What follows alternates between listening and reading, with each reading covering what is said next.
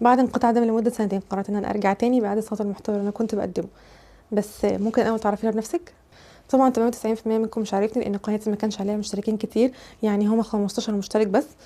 وطبعا انا بشكر ال 15 مشترك دول لان هما كانوا بيدعموني برغم الكواليتي اللي كانت بتقدم بيها الفيديوهات، يعني اضاءه ضعيفه ومونتاج مش قد كده، صوت واطي. بس انا قررت باذن الله في اعاده انتاج المحتوى ده ان انا اقدم بكواليتي كويسه. قبل ما اعرفكم محتوى القناه، انا ندى حسن، وتعالوا اقول لكم ان هي برينز. من الاخر كده، برينز معموله علشان تقلل الفجوه بينك وبين اي كليه. وانت في ثانويه عامه انت بيبقى همك بس المجموع كويس، مش شاغل بالك اي حاجه خالص، ومش بتبقى حاسس بمشكله. بس لما تتخرج والتنسيق يوديك كليه ما، بتبدا تحس انك انت تايه. الكليه دي عباره عن ايه؟ هتخرج منها اشتغل ايه؟ انا بعمل ايه هنا؟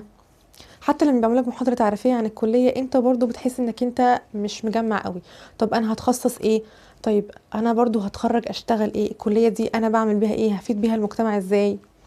تبدا تحس واحده واحده بالمشكله، تبدا تحس بيها لما رجلك بتغرس في الكليه. يعني مثلا جالك احساس كده انك انت عايز حد يقعد معاك يعرف بالظبط انت نفسك في ايه، وايه هدفك، وايه شغفك اصلا في الحياه، وعايز تعمله ازاي. اكيد كلنا كان نفسنا حد ينقذنا من الاختيارات اللي وقعنا فيها، او حد يقول لنا ان الاوان لسه ما فاتش، او حد اصلا يشرح لنا من البدايه خالص كل حاجه بتعمل ايه، بحيث ان انا اصلا اعرف اختار. هدف برينز ان هي تعرفك كل كليه بتتكلم عن ايه، واقسامها ايه، وهتخرج منها اشتغل ايه. هقول لك كمان اسامي الوظائف اللي موجوده في سوق العمل، وكمان هشرح لك بالظبط الوظيفه دي بتعمل ايه ومتطلباتها ايه في سوق العمل، بحيث اقربك اكتر من سوق العمل، واقربك من الكليه اللي انت فيها وحببك فيها، او من خلال متابعتي تشوف مجال تاني عينك تلمع فيه وتقرر انك انت تكمل فيه او تحول ليه، او تعرف ازاي تبدا فيه اصلا.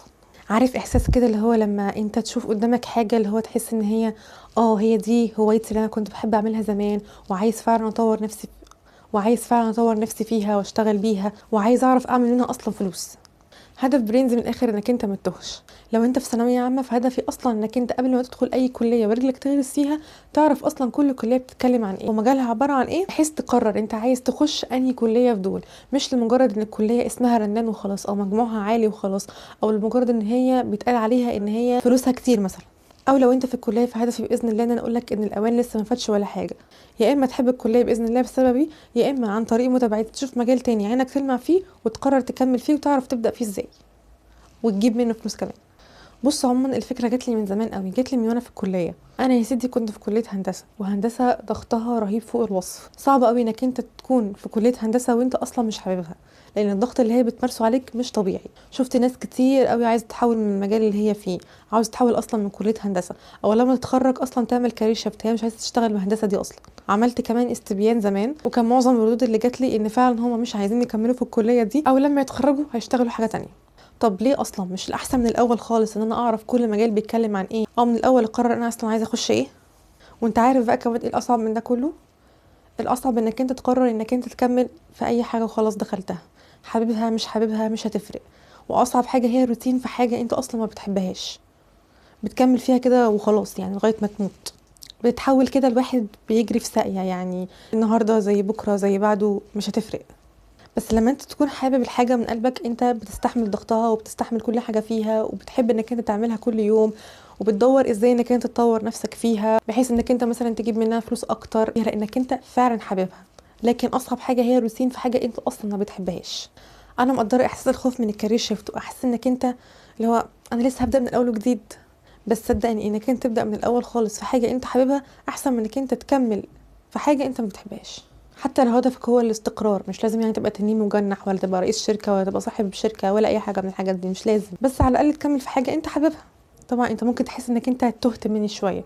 انت دلوقتي بتتكلمي عن الناس اللي في ثانوية عامة، ولا الناس اللي اتخرجت، ولا الناس اللي في الكلية، ولا ايه بالظبط؟ وهدفي هو ان انا اشرح لك كل مجال بالظبط بيتكلم عن ايه، وكل كلية بالظبط بتتكلم عن ايه، وكل وظيفة بتعمل ايه، وهتشتغل بيها ازاي، وهتطور من نفسك بيها ازاي، وايه الكورسات اللي انت المفروض تاخدها علشان تنمي نفسك في الوظيفة دي، او تشتغل في المهارة دي، او تحول او تعمل مثلا كارير شيفت للوظيفة دي. انا بحطك على التراك اللي من خلاله تعرف انت اصلا عايز ايه، او انت حابب انهي مجال، او تفهم المجال اللي انت فيه اصلا عبارة عن ايه. فيا اما تحب المجال بسببي، او يا اما تشوف مجال تاني عينك تلمع فيه وتقرر تبدأ فيه. بس في نقطة كده حابة انوه ليها. انا مش بقولك كلام تنمية بشرية اللي هو اجري ورا شغفك وسيب اللي وراك واجري ورا شغفك والكلام ده، لا، الكلام ده ما بياكلش عيش. انا كل اللي انا عايزة اوصله لك انك انت تقدر تتعلم الحاجة اللي انت حاببها وتبدأ فيها، لو انت مثلا حاليا اتخرجت من الكليه وبتشتغل يا سيدي في المجال بتاع كليتك يا سيدي، وحاسس انك انت مش لاقي نفسك في المجال ده او مش لاقي نفسك في الوظيفه دي، بس لقيت نفسك في مجال تاني، هل هتسيب مثلا الشغلانه اللي انت فيها وخلاص تجري وتتبع شغفك؟ لا طبعا، انت كده هتفلس لانك انت مش هتقبض، مش هتلاقي فلوس تاخدها. لكن انت ممكن تتعلم الحاجه اللي انت بتحبها وانت مكمل في الوظيفه دي. وانت برضو لو انت في الكليه تقدر تتعلم الحاجه اللي انت بتحبها، ووجودك في الكليه مجرد اجراء روتيني علشان تاخد الشهاده، لان الشهاده مهمه جدا في مصر. ومن احدى كمان اهداف برينز هي مواكبه سوق العمل. سوق العمل في تطور رهيب وسريع جدا، شوف كميه التكنولوجيا اللي دخلت حياتنا قد ايه. شات جي بي تي، برامج جديده محتاج تتعلمها، بعد ما كان اقصى حاجه ممكن تتعلمها علشان تشتغل هي برامج الاوفيس زي مثلا مايكروسوفت وورد او باوربوينت، ده احنا دخلنا بقى في اي ار بي سيستمز وسي ار ام تولز. هدفي اعرفك الحاجات اللي فاتت دي هتتعلمها ازاي ومفيده ازاي في سوق العمل، او لو في تدريبات تاخدها ازاي علشان تقدر تواكب التطور اللي موجود في سوق العمل، وتقدر كمان تخش المنافسه اللي موجوده في سوق العمل. انت مضطر تواكب التطور الرهيب ده، والا هتفضل في مكانك، لان سوق العمل في تطور رهيب ومستمر بسبب التكنولوجيا اللي دخلت علينا. اتمنى بعد كل ده تفهم ايه هو غرض برينز. غرض برينز هو غرض توجيهي، هدفي ان انا احطك على التراك الصح باذن الله.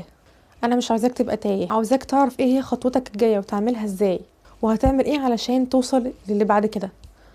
برامج، كورسات، مهارات، وبس كده. ده كان انترو سريع عن برينز. استنوني باذن الله في اول كليه هتكلم عنها، وهي كليه مش واخده حقها خالص. واتمنى تقولي رايكم في التطور اللي حصل في الحلقه دي عن الحلقات اللي فاتت. وعايزه اعرف برضو لو انتوا عندكم اي اسئله ممكن تسيبوها لي تحت في الكومنتات وهرد عليكم باذن الله.